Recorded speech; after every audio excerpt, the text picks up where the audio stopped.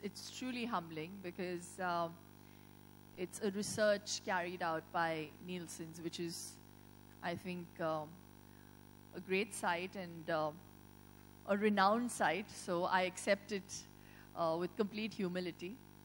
I can only say that I've learned all that I needed to do through my mother. So I have to dedicate this award to my mom, who I think is the most gorgeous and absolute yummy mummy of all times, without any bias. And she's here with me today. She never comes out with me anymore, but I felt a sense of pride, so I wanted to show off.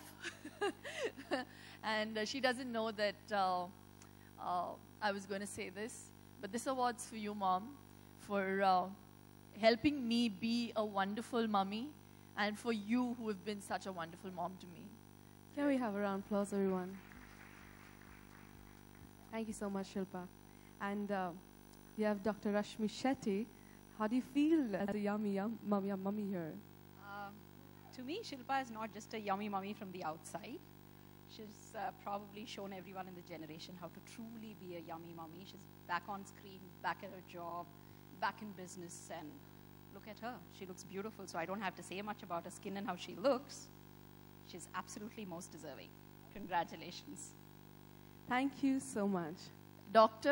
Rashmi is also my doctor, and I can see Dr. Koyala who delivered Vian. So I have both the doctors who actually helped me become the yummy mummy I am called today. So and Dr. Kiran will tell you how fat and how big I was. I had put on some 30 kilos because I was eating everything. And she was the one who actually put me in the right direction. She said, you don't have to have full-fat milk, Shilpa. You can have slim milk. But I did everything, you know, the old book method, and, you know, your hormones go through all kinds of changes, and then you have to have, you know, the right people that you should take advice from. And I had two very good doctors who, you know, advised me for my skin, how to take care of myself during the pregnancy. And I think that's really, really vital. So I take it as a huge compliment that people think that I seem to be this yummy mummy, but I've had great guidance in people whose forte it is and whose USP it is to put people in the right direction. I followed it, and I just think that that can be the best advice to people. So, you know, take advice from your healthcare professional, and don't let go of yourself. You know, gone are the days where people seem to think that, you know, life is over once you become a mother, and you have to look, you know, like a mother. What does that mean? I mean, seriously. Oh, ab to wo maa ban gayi hai, to khatam ho gaya sab kuch. I mean, gone are those days. And I think I seeked inspiration from someone like my own mother, who really got back to her, you know, her shape after delivering both of us. And she always made it a point to tell us. As a matter of fact, I have to say, for the first 7 months after giving birth to Vian, I just didn't care, because you're just so tired and you're so sleep deprived that the only thing that you want to do is just sleep at any time. So I remember my mom, I think she controlled herself for a good 6 months. In the 6th month, she told me, she said, Shilpa, you're looking really fat and you have to get, I mean, as bluntly put as that.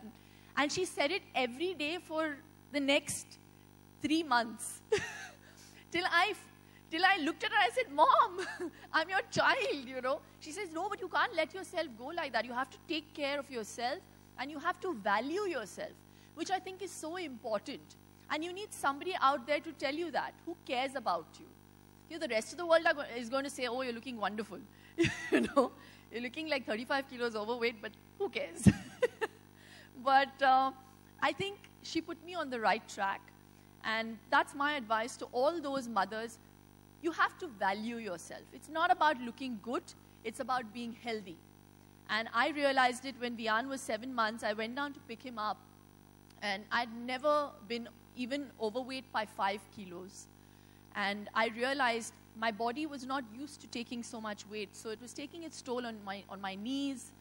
And I immediately hit the gym after that. I lost my weight.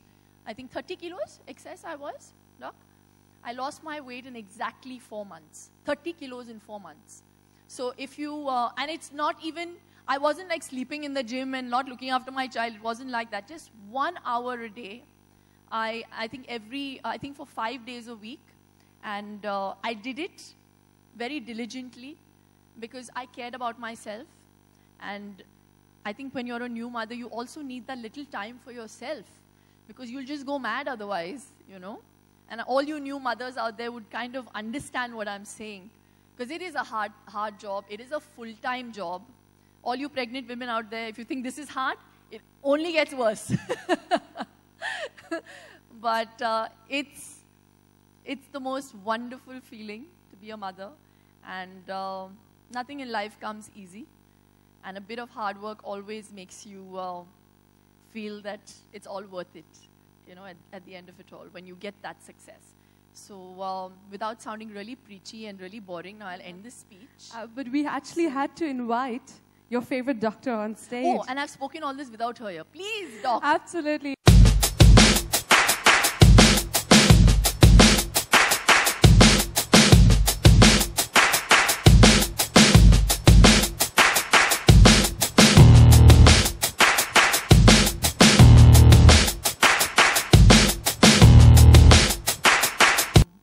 You know, I was so worried because, I mean, you know, I wasn't worried about the weight. I didn't care. I just wanted a baby.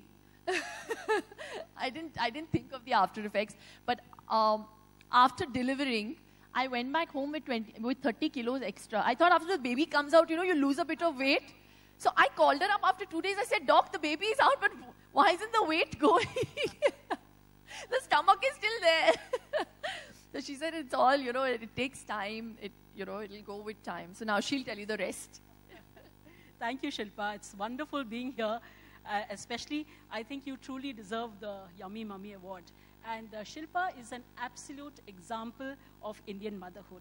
Throughout her pregnancy, she listened to every bit of advice that I gave her, except, of course, the weight, but she soon knocked it off afterwards.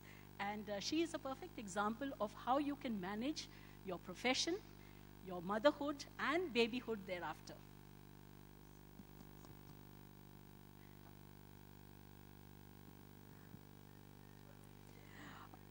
And no. Yes. You know, the most important thing, and I have to share this with everybody sitting here. I'm not just here because, I mean, bio oil may be a very new product for all the people, I mean, all Indian people out here because it's just launched in December. But I have been a bio oil fan for the last 4.5 years, and Doc is privy to that. I had told her about this oil while during my pregnancy. And she had asked me about it because it wasn't available in India. And I bought it off the counter in London while I was shopping.